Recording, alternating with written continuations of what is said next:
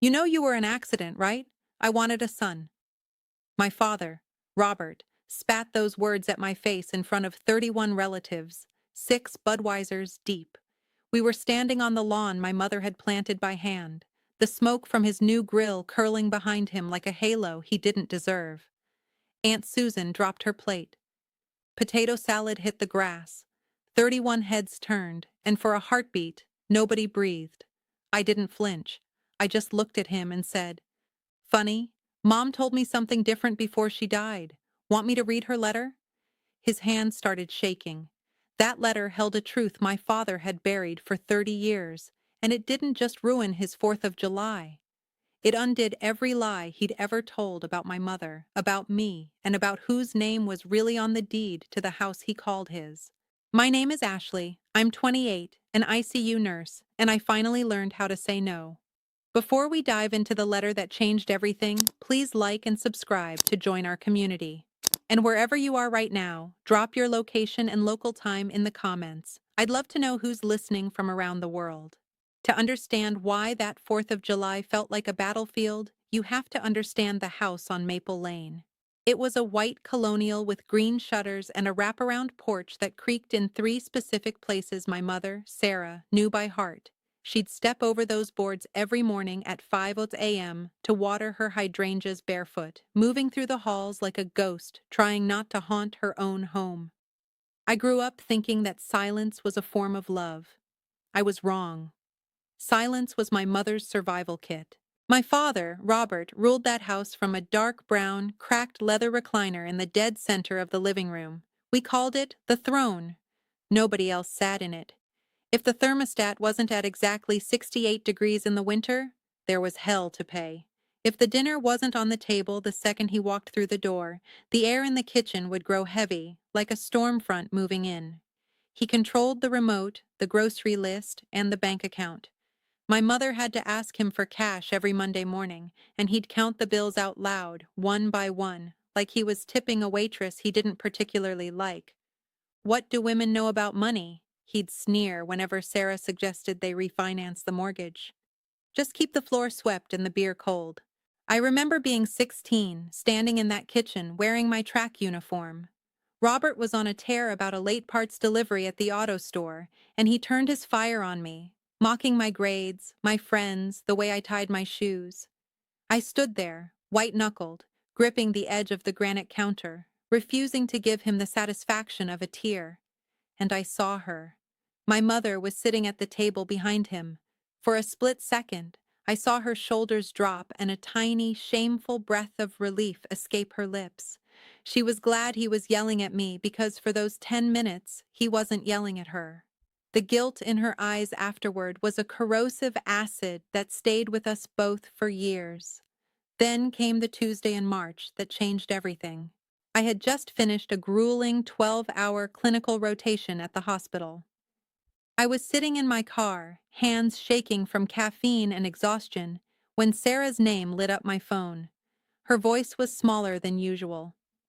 "Pancreatic cancer, Ashley, stage 3. She apologized for bothering me during my shift. That was my mother, apologizing for having the audacity to die of a terminal illness. I drove 2 hours straight to the house, my heart hammering against my ribs. When I pulled into the driveway, I didn't find my father holding her. I found him in the garage. The door was half open, a Budweiser sat on his workbench, and he was meticulously polishing the chrome on his Dodge Ram. "She's inside," he said without looking up.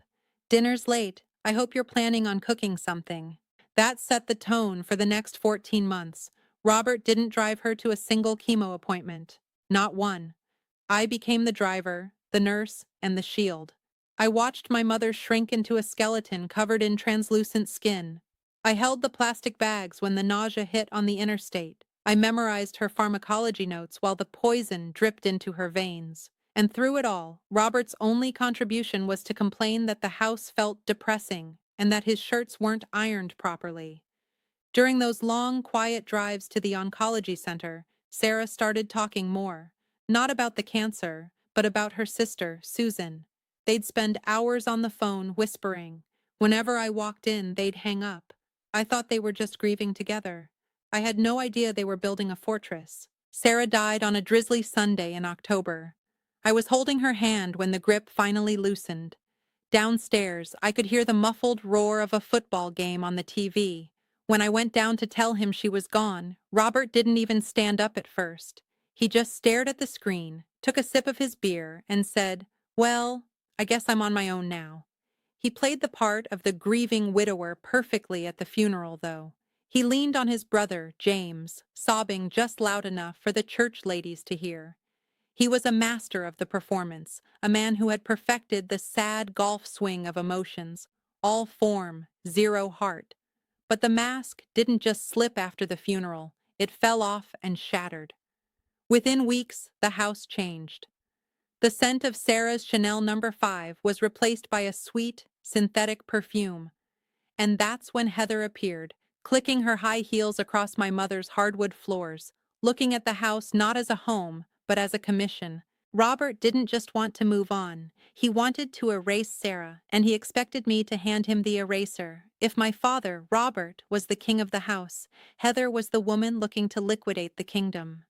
She showed up at a Sunday dinner just 5 months after the funeral, wearing a white cashmere sweater and heels that clicked aggressively on my mother's hardwood floors. She didn't just walk into the room, she appraised it. I watched her eyes dart from the crown molding to the kitchen island, calculating square footage while she pretended to be interested in my career. Robert sat there, carving the roast with a grin I hadn't seen since before my mother's diagnosis. He looked younger, or maybe just lighter, as if he'd finally shed a weight he'd been forced to carry for 30 years. "Heather is a top-tier agent," Robert announced, sliding a manila folder across the table toward me. "She's helping me with some administrative cleanup, lawyer stuff. Just sign where the tabs are, Ashley, and we can all enjoy the cobbler." I was exhausted. I was working 48 hours a week in the ICU, and I was still seeing my mother's face every time I closed my eyes. I signed most of the pages without looking. I was 28, but in that house, under that roof, I was still the 16-year-old girl who was told to be quiet. I got through 6 pages before my pager went off. A patient was coding. I left the last 3 pages unsigned, tucked the folder into my bag, and promised to finish it later. Robert's face darkened for a split second, a flicker of the old rage, but he recovered. "Next week, then," he said. "Don't forget." That next week never happened. Instead, the phone calls started. Not to me, of course. Robert was too smart for that. He called my Uncle James. He called the neighbors. He called the women at my mother's old church group. His version of the story was a masterpiece of manipulation. His daughter, the Waita nurse he'd sacrificed everything for, had abandoned him. She wouldn't call. She wouldn't help with the bills. She was greedy, cold, and too busy for her own father. Uncle James texted me at 11 p.m. on a Wednesday. "Your dad is alone, Ashley. He lost his wife. Don't be selfish." I stared at my phone in the hospital break room, the smell of nitrile gloves and antiseptic still clinging to my skin, and I felt that old, familiar shrinking feeling. How do you argue with a victim story told by a man with a deep voice and perfect timing? I realized then that Robert wasn't just grieving. He was building a case. In April, I went back to the house to pick up a box of Sarah's things. The door was unlocked. I walked in and stopped dead. The wedding photo that had hung above the dresser for 30 years, the one of my mother laughing in her ivory dress, was gone. In its place was a framed print of a beach sunset. My mother's oak vanity, the place where she'd sat every morning to put on her lipstick even when she was too sick to stand, was covered in Heather's things. Brushes, compacts, and a bottle of cheap floral body mist where the Chanel No. 5 used to sit. "Robert said you wouldn't mind," Heather said, appearing from the bathroom in a terry cloth robe. I almost walked out. I almost took my box and disappeared forever. But as I passed the coffee table, I saw another folder. It had Heather's agency logo on it. Inside was a comparable market analysis for our home. Estimated value, $280,000. My stomach dropped. He wasn't just moving on. He was selling the only thing Sarah had left. 2 weeks later, the invitation came. "Come to dinner Friday," Robert said. "Heather's making pot roast. Bring the paperwork." It wasn't a request, it was a summons. I went, but I didn't go alone. I went to see Aunt Susan first. Susan was a CPA, a woman who lived for facts and feared nothing. I showed her the unsigned form Robert had been hounding me for. She read it once, and her face went as still as stone. "Ashley," she said, her voice dropping to a whisper, "this is a quitclaim deed. He's trying to get you to sign away your inheritance." "My inheritance?" I asked. "It's his house, Susan. My house. My rules, remember?" Susan looked at me with a mix of pity and fury. "No, honey. The house was never his. Sarah bought this place with the $180,000 she inherited from your grandparents. She kept the deed in her name, Sarah Whitmore. Robert's name isn't on the title. It never was." I sat in her kitchen, my brain trying to reconcile 30 years of my roof with the reality that the roof belonged to a woman who had been too afraid to claim it. "There's more," Susan said, walking to her filing cabinet. She pulled out a cream-colored envelope, sealed and heavy. "Sarah came to me 2 years before she got sick. She knew he'd try this. She left this for you. She told me, 'Give it to Ashley when she's ready to fight.'" I held that envelope with trembling hands. I didn't open it that night. I sat in my car in Susan's driveway, the engine idling, and I realized that my mother hadn't been weak.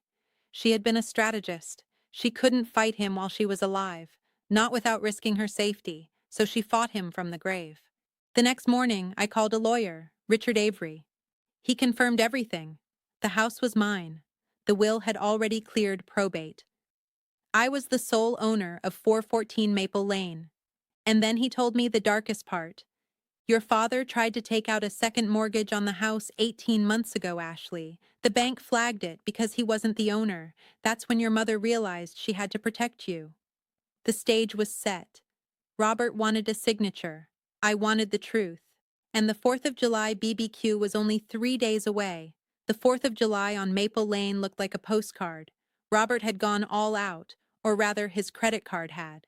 A brand new Weber grill sat on the patio like a chrome altar, and red, white, and blue bunting hung from the porch rails.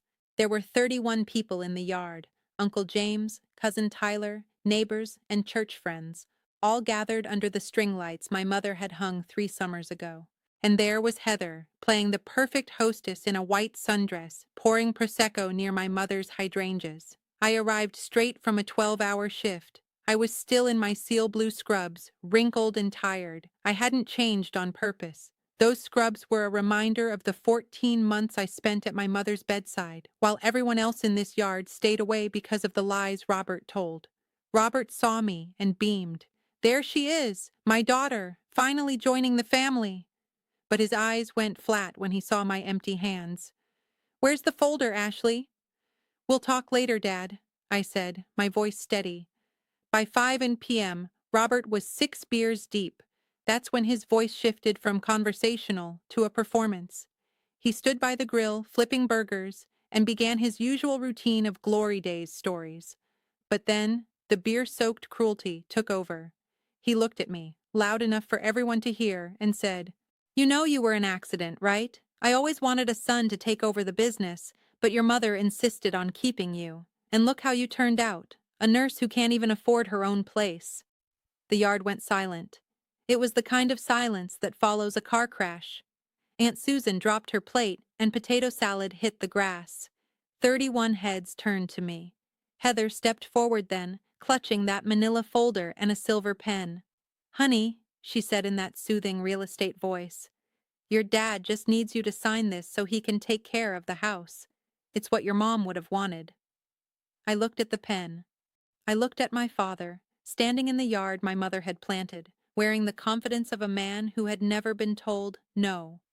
For a second, I felt that old urge to just sign it and make the silence go away. But then I felt the cream-colored envelope in my pocket. "No," I said. The word was flat and clean. Robert blinked. "Excuse me? I'm not signing it, Dad. Not today. Not ever." Robert's face went from red to purple. "You ungrateful? You're just like your mother, useless and stubborn. She didn't leave anything behind worth talking about, and you're making a scene in front of the whole family." "Funny," I said, reaching into my pocket and pulling out the letter.